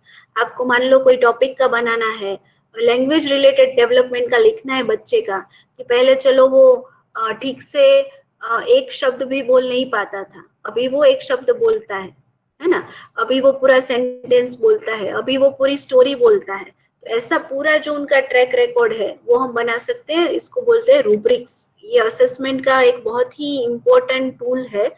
और यहाँ पे जैसे लिखा हुआ है, ये राइट टू लेफ्ट स्टार्ट होता है, emergent, developing, proficient and advance. पहले क्या था, बच्चा स्टोरी में बिगिनिंग, मिडल और एंड तीनों में चीजें भूल जाता था। फिर उसने क्या किया, अभी हाँ, वो एलेबरेट नहीं कर पाता था स्टोरी, 2-3 सेंटेंस में स्टोरी कंप्लीट कर दी। पर अभी धीमे धीमे डेवलपिंग में क्या आ गया कि वो थोड़े पार्ट्स तो बोल सकता है पर पूरी स्टोरी नहीं बोल सकता। ऐसे कर करके उसका एडवांस हो गया। तो ऐसा इंडिविजुअली भी बच्चों का रिकॉर्ड्स अगर हम कोई पर्टिकुलर टॉपिक या सब्जेक्ट या स्किल पे रखना चाहते हैं तो वो भी हम रख सकते हैं, उसको बोलते हैं रूब्रिक्स। ऐसा हम खुद से बना सकते हैं। ऐसा जरूरी नहीं है कि इमर्जेंट, डेवलपिंग, प्रोफिशिएंट, एडवांस ऐसा ही होना चाहिए। हम अपने हिसाब से जैसा रखना चाहते हैं वैसा रख सकते हैं। नेक्स्ट, पोर्टफोलियोज आगे आई थिंक 5th मॉड्यूल में हमारे ये बात हुई थी कि बच्चों का जो भी सैंपल वर्क है उसका एक हम पूरा पोर्टफोलियो बना सकते हैं, ऐसा बॉक्स जैसा, उसमें सारा रख सकते हैं, जिसको हम जब भी असेस कर रहे हैं बच्चों को तो उसका यूज कर सकते हैं कि बच्चे ने कैसा ड्राइंग किया है, क्या वर्कशीट में फिलअप किया है, उसका अंडरस्टैंडिंग कहाँ तक पहुंचा है, ये हमें पोर्टफोलियोज से पता चल जाएगा। तो पोर्टफोलियोज भी हम क्रिएट कर सकते हैं। और ऐसा जरूरी नहीं है कि ऐसा कोई पर्टिकुलर ऐसा बॉक्स जैसा होना चाहिए। हमारे पास जो भी अवेलेबल रिसोर्सेस है या जो भी प्लेस है उसका हम यूज करके ऐसा कुछ भी बना सकते हैं। हम खुद से भी कर सकते हैं, ऐसा कुछ जरूरी नहीं है कि कोई पर्टिकुलर जगह चाहिए या फिर कुछ ऐसा ही बॉक्स जैसा चाहिए। नेक्स्ट, जल्दी, ओके, ये कहीं पे आया था, किसी को याद है, हाइब्रिड या इक्लेक्टिक अप्रोच? सेम इमेज और सेम वर्ड, आई थिंक याद नहीं होगा किसी को। हाइब्रिड एक्लेक्टिक अप्रोच यानी कि जो भी आपको आगे के टूल्स हमने दिखाए उसमें से जो भी कॉम्बिनेशन आपको कन्वीनियंट है वो आप यूज कर सकते हैं आपके स्कूल के हिसाब से।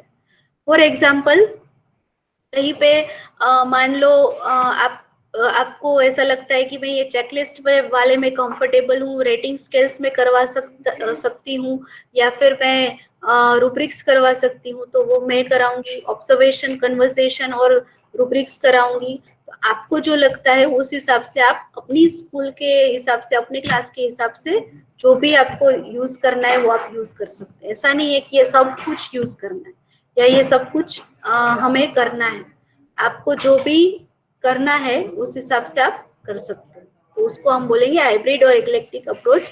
ये आया था हमारा मॉड्यूल 2 में, है ना, जो बहुत सारी थियरीज हमने हिरल दी ने एक्सप्लेन की थी, हिरल मैम ने आपको, उसमें आपको बोला होगा कि ये सारी थियरीज इंप्लीमेंट करना जरूरी नहीं है, पर इसमें से जो भी अच्छा है या जो भी थियरी हम प्रैक्टिकली इंप्लीमेंट कर सकते हैं अपने क्लास के हिसाब से, अपने बच्चों के हिसाब से, तो वो हमें करना है। तो उसको बोलते हैं हाइब्रिड या eclectic approach. Okay, next Hiral di. Okay, थोड़ा हम अभी पूरे क्वेश्चंस में रीड नहीं करूंगी इसमें, क्योंकि हमारा थोड़ा टाइम अभी ओवर हो गया है। तो हम सिर्फ इस पे मैं ओवरऑल आपको बता देती हूँ कि क्या करना है। हमने सारी इंफॉर्मेशन कलेक्ट कर ली है ना, आगे का जो आया था प्रोसेस का इंफॉर्मेशन कलेक्ट कर ली। अभी हमको क्या करना है, उसको एनालाइज करना है कि बच्चों का लर्निंग कहाँ तक पहुंचा है, उनका कौन सा इंटेलिजेंस यूज हो रहा है, जो मल्टीपल इंटेलिजेंस की हमने बात की थी। बच्चे कौन सी लर्निंग स्टेज पे है अभी, उनको 1 to 5 आ गए हैं तो 6 to 10 क्यों नहीं आए हैं, वो सारी चीजें हम एनालाइज कर सकते हैं। रीजन क्या है उसके पीछे का, है ना, तो वो एनालिसिस करने में आ जाएगा। अभी नेक्स्ट आएगा प्लानिंग पार्ट, कि प्लान करना पड़ेगा हमें आगे हमें क्या करना है ना। नेक्स्ट जल्दी, आगे हमें क्या करना है वो हमें प्लान करना पड़ेगा। कि चलो हमें पता चल गया बच्चे को ये नहीं आया है, चलो अभी आपके क्लास में 10 बच्चे ऐसे हैं जिसको 1 to 5 आ गया है, बट 6 to 10 में थोड़ा कंफ्यूजन है। तो फिर हमको उस हिसाब से, उस अकॉर्डिंगली प्लान करना होगा। और आगे का हम कैसे और डिटेल में एक्सप्लेन कर पाए बच्चों को, उनको क्या रिवीजन कर पाए, उनको रिमीडियल क्लासेस की जरूरत है या क्या करना है, तो ऐसे 10 बच्चों के लिए हम स्पेशली कुछ भी प्लानिंग कर सकते हैं, 10 या 15 या जो भी है ना। नेक्स्ट, अभी हमने जो भी प्लानिंग किया उसको हमें इम्प्लीमेंट करना है और देखना है कि अभी ये प्लान वर्कआउट कर रहा है या नहीं। बच्चों को चलो 6 to 10 सिखाने हैं, रिमीडियल क्लासेस किया हमने, उनको रिवीजन करवाया, तो अभी उनको आ रहा है या नहीं आ रहा है, तो ये हमें कब पता चलेगा, जब हम उसके ऊपर काम करेंगे तब, और हम एक्ट करेंगे तब। तो वो हम लर्निंग प्रोसेस उनका हमको फिर से पता चल पाएगा। नेक्स्ट, रिव्यू यानी कि रिफ्लेक्शन। रिफ्लेक्शन शब्द आगे भी आया होगा, है ना। तो अभी हमें रिव्यू करना है कि जो भी हमने चेंजेस किए थे अपने प्लानिंग में वो ठीक से काम हुए या नहीं, वो ठीक से वर्कआउट किया है या नहीं, वो हमको जानना होगा। क्योंकि अभी ये पूरा साइकिल है ना, प्लानिंग, फिर एक्ट करना उसके ऊपर, फिर रिव्यू करना, फिर से प्लानिंग करना, तो ऐसे पूरा प्रोसेस ये चलता जाएगा। रिफ्लेक्शन हमारे लिए बहुत ज्यादा जरूरी है। बच्चों को समझ में नहीं आया है तो हमको ये जानना पड़ेगा कि कहीं ना कहीं हमारे जो भी वे ऑफ लर्निंग, उसमें कहीं पे कोई प्रॉब्लम है, और या फिर बच्चे को कोई स्पेशल इंटरवेंशन की जरूरत है। दो ही पॉसिबिलिटीज हो सकती है ना, और कोई पॉसिबिलिटी नहीं होती। हाँ, कुछ बच्चे हैं जिनको थोड़ा टाइम लगेगा, पर उनको हमको वो टाइम देना पड़ेगा। तो ये रिफ्लेक्शन से हम पता लगा पाएंगे, रिव्यू कर पाएंगे। नेक्स्ट स्लाइड, थोड़े आई थिंक केस स्टडीज है। 1 सेकेंड, थोड़ा मेरे यहाँ पे आवाज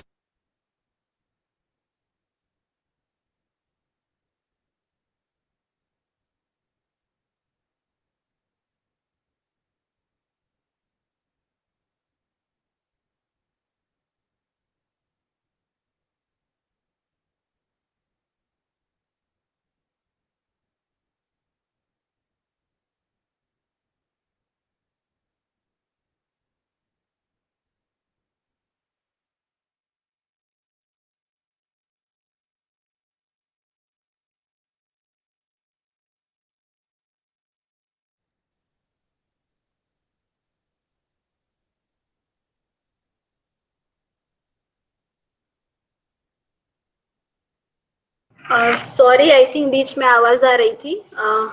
ये केस स्टडी हम सिर्फ देख लेते हैं, इसका क्या मीनिंग है वो आपको समझ में आए तो बाकी क्या आप आगे फर्दर आप रीड कर सकते हैं कभी भी।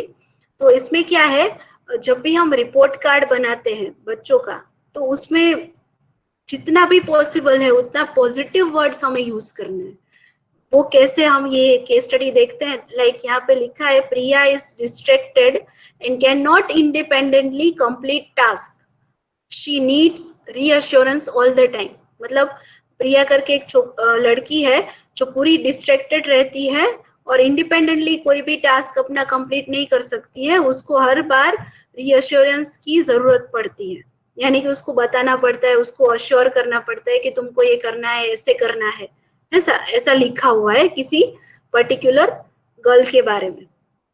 तो उसको हम पॉजिटिव वे में कैसे बोल सकते हैं या लिख सकते हैं, तो ये दिया हुआ है कि Priya is an integral part of our home room, she is always keen to share her personal experiences and in time she will learn to complete task on time. Before discussing this, we are working with her achieve milestones targeted in class with confidence and independence. Some strategies that can be deployed at home. मतलब other than हमको उनको ऐसे ही बोल दिया कि वो distracted लड़की है, उसको हर बार पुश करने की जरूरत पड़ती है, उसको हर बार हमको बताना पड़ता है, बार बार रिपीट करना पड़ता है। हम ये लिख सकते हैं उसको पॉजिटिव वे में कैसे प्रेजेंट करें, हम उसको कैसे पॉजिटिवली ले कि उसका जो भी चैलेंजेस है उसके ऊपर हम अभी काम कर रहे हैं। बहुत सारी स्ट्रेटजीज है जो हमने उनको पेरेंट को भी बताया हुआ है कि आप घर पे भी यूज कर सकते हैं ताकि वो बच्ची बेटर प्रोग्रेस कर सके। तो ऐसे सारे असेसमेंट के डिफरेंट केस स्टडीज आगे दिए हुए हैं। सारे हम नहीं पढ़ सकते अभी, पर आपको जब भी टाइम मिले आज के डे में आप आगे के केस स्टडीज देखिएगा, है ना। और एक छोटी सी एक्सरसाइज भी है आगे। हिरल दी नेक्स्ट स्लाइड आप कर दो ना, आई थिंक एक्सरसाइज पे। हाँ, ये जो है निराली वाला और जानवी वाला, ये आप इसमें से कोई भी आपको ऐसा लगता है तो आप इसको कैसे पॉजिटिव वे में या फिर कैसे बेटर वे में लिख सकते हैं या फिर बोल सकते हैं या फिर एक्सप्लेन कर सकते हैं। अदर देन दैट कि कुछ बच्चे होते हैं ना बहुत शरारती होते हैं, तो हम बोलते रहते हैं ये तो बहुत ज्यादा शरारती है, ये तो इसका तो ध्यान ही नहीं होता है क्लास में, ये तो खिड़की से बाहर ही देखता है। तो उसकी जगह पे हम कौन से पॉजिटिव वर्ड्स उनके लिए यूज कर सकते हैं। ये एक एक्सरसाइज है छोटी, आपको टाइम मिले तो डेफिनेटली आप करके मुझे शेयर कर सकते हो व्हाट्सएप ग्रुप में। इसमें से जो भी आपको कन्वीनियंट लगे, दो है, आपको मे बी टाइम दोनों का नहीं मिल रहा है तो कोई भी एक एक्सरसाइज भी आप ऐसी कर सकते हो। आगे के रीड करके आपको आइडिया आ जाएगा कि कैसे हमें रिपोर्ट कार्ड बनाने चाहिए या फिर क्या हमें लिखना चाहिए और क्या उनके लिए पॉजिटिव बोलना चाहिए, है ना। नेक्स्ट, ओके, ये हमारा पूरा समरी है कि असेसमेंट ऑथेंटिक होना चाहिए, अप्रोप्रिएट होना चाहिए। सेकेंड, होलिस्टिक डेवलपमेंट, जो हमारी एजुकेशन पॉलिसी में भी आई थिंक ये वर्ड अभी यूज किया गया है, यानी कि जो बच्चे का ओवरऑल डेवलपमेंट है, सिर्फ पढ़ाई नहीं, उनकी कौन सी स्किल्स डेवलप हो रही है, क्या डेवलप हो रहा है, वो सारी चीजें उसमें आ जाती है। तो ऐसा होलिस्टिक डेवलपमेंट उनका हो रहा है या नहीं वो हमें जानना पड़ेगा। ऑब्जेक्टिव और नॉन जजमेंटल, जजमेंट नहीं करना है हमको, ये इससे बेटर है, ये बच्चा तो कुछ नहीं जानता, इसको तो कुछ नहीं आता, वो हमारा फोकस होना नहीं चाहिए, है ना। वो जिस स्पीड से सीख रहा है, उसने खुद ने लास्ट टाइम से कितना बेटर अभी किया है, उस हिसाब से हमें उसको जज करना है। दूसरों के साथ कंपेयर करके या फिर ये तो ऐसा ही है, ये तो वैसा ही है, ऐसे हमें नहीं देखना है। Ongoing measures progress over time, ongoing progress देखते रहना है हमें। ऐसा नहीं है कि at the end of the year ही हम चेक करें। कल्चरली सेंसिटिव, यानी बहुत अलग अलग टाइप के बच्चे आते हैं बहुत अलग अलग जगह से, तो कहीं पे कोई बच्चा आया है उसका कोई इमोशंस हर्ट ना हो जाए, ये हमें ध्यान रखना पड़ेगा, यानी कि उसको इंफीरियर फील ना हो, ये हम ध्यान में रखेंगे। इन्वॉल्विंग फैमिलीज, पेरेंट्स को डेफिनेटली इन्फॉर्म करना है। पेरेंट्स को इन्फॉर्म नहीं करेंगे तो उनको पता नहीं चलेगा कि उनको बच्चों को प्रोग्रेस कितना हुआ है और कहाँ पे उनको इम्प्रूव करना है। मल्टीपल इंटेलिजेंस इसको इनकॉर्पोरेट करें, जहाँ पे भी पॉसिबल है आपकी क्लास में छोटी छोटी एक्टिविटीज के थ्रू भी कर सकते हैं। चिल्ड्रन मस्ट बी कंफर्टेबल, उनको ऐसा लगने नहीं चाहिए आज तो तुम्हारा टेस्ट है, तुम्हारे कितने मार्क्स आएंगे, क्या होगा, ये होगा, ऐसा स्ट्रेस उनके ऊपर आना नहीं चाहिए। यूजिंग एवरीडे एक्सपीरियंसेस, जो भी एवरीडे एक्सपीरियंसेस है उसको भी आप यूज कर सकते हैं। किसी बच्चे का आपको कोई पर्टिकुलर एक्सपीरियंस हुआ है तो फैमिलियर मटेरियल यूज करिए। आप अगर उनको क्लास में वर्कशीट फिलअप करवाते हैं तो वर्कशीट के थ्रू कराइए, आप उनको एक्टिविटीज ज्यादा करवा रहे हैं तो एक्टिविटीज के थ्रू करवाइए। बोथ फॉर्मल एंड इनफॉर्मल दोनों टाइप का होना चाहिए। फॉर्मल भी होना चाहिए हमारे रिकॉर्ड के लिए और इनफॉर्मल भी हम कर सकते हैं, जैसे कि ऑब्जर्वेशन है, कन्वर्सेशन है। और फोकस कीजिए प्रोसेस पर अदर देन मार्क्स कितने आएंगे, ग्रेड कितने आएंगे बच्चों के, उसके ऊपर उनका प्रोसेस क्या है सीखने का, उस पर हमें ध्यान देना है। Okay, next slide, and this is our last slide. Do not expect all children to attain the same standard of performance. जो यहाँ पे हमारे इंडियन एजुकेशन सिस्टम में अभी सबसे बड़ी गलती हम करते आ रहे हैं कि हर किसी को हम सेम लेवल पे जज करते हैं कि आपके 60% आए मतलब आप होशियार है, जिसके 55 आए वो थोड़े कम और जिसके 50 आए वो उससे कम, है ना। पर ऐसा नहीं होता, तो यहाँ पे बच्चों के साथ हमें ऐसा नहीं करना है। नो डिक्टेशन, टेस्ट और एग्जामिनेशन जितना पॉसिबल है उतना डिक्टेट करना, यानी कि सिर्फ उनको इंस्ट्रक्ट करना या फिर उनका टेस्ट लेना, वो थोड़ा कम करना पड़ेगा हमें, क्योंकि हम प्री स्कूल के बच्चों के साथ काम कर रहे हैं। उनको हम अगर एक्टिविटीज थ्रू जज कर असेस कर सकते हैं तो ज्यादा बेटर है। Don't make assessment a time of stress, ये बात की है हमने। ओके, लास्ट मुझे जो बोलना है वो ये है, डोंट ब्लेम पेरेंट्स। कभी भी ऐसा होगा कि पेरेंट्स आके बोलेंगे आपने तो ये नहीं करवाया, ये तो ऐसा है, इसको तो लिखना अभी तक नहीं आया, इसको तो अल्फाबेट्स 2 लेटर वर्ड्स अभी तक नहीं आए। तो ऐसा कभी कभी होगा कि पेरेंट्स से वो कंप्लेन करेंगे, पर हमको उनको ब्लेम नहीं करना है, हमको उनका पॉइंट ऑफ व्यू समझना पड़ेगा। आजकल सभी पेरेंट्स को ऐसा होता है कि मेरे बच्चे को इंग्लिश आ जाए, वो एकदम से होशियार हो जाए, तो उनके एक्सपेक्टेशंस कुछ ऐसे होते हैं, इसलिए वो कंप्लेन करते हैं। तो वहां पे हमको ध्यान में रखना है कि हम कहीं पे हमारा माइंड में ये ना आ जाए कि ये पेरेंट्स तो हर बार ब्लेम ही करते रहते हैं टीचर को, वो हमें ध्यान में रखना पड़ेगा। और लास्ट है, डोंट लेबल एनी चाइल्ड। कोई बच्चों को लेबल मत करो कि तुम होशियार नहीं हो, तुम वीक हो, या तुम स्लो लर्नर हो, या तुमको कुछ समझ में नहीं आता, तुमसे कुछ नहीं होने वाला, ऐसा कोई भी लेबल या ऐसा कोई भी वर्ड हमको बच्चों को कभी भी नहीं बोलना है ना, क्योंकि उनका बहुत ही सेंसिटिव माइंड होता है, जो आप बोलते हैं वो मान लेते हैं और उनके दिमाग में वो बैठ जाता है। तो ये हमें नहीं करना है। ओके, थोड़ा हमारा ज्यादा टाइम आज हो गया है, सॉरी फॉर दैट, पर ये बहुत ही इम्पोर्टेंट मेरे ख्याल से सेशन था, तो मैंने थोड़ा आपका एक्स्ट्रा टाइम लिया। किसी को कोई क्वेश्चन है? Any question? और पॉसिबल है अगर तो थिंक एक्सरसाइज कीजिएगा आप, तो आपको ज्यादा आइडिया आएगा कि असेसमेंट में हम कैसे पॉजिटिवली वर्ड्स यूज कर सकते हैं, कैसे पॉजिटिव वे में बच्चों को एनकरेज कर सकते हैं, या फिर उनके पेरेंट्स को हम बता सकते हैं। Any question? ओके, अगर नहीं है तो भी आप नो लिख सकते हैं प्लीज।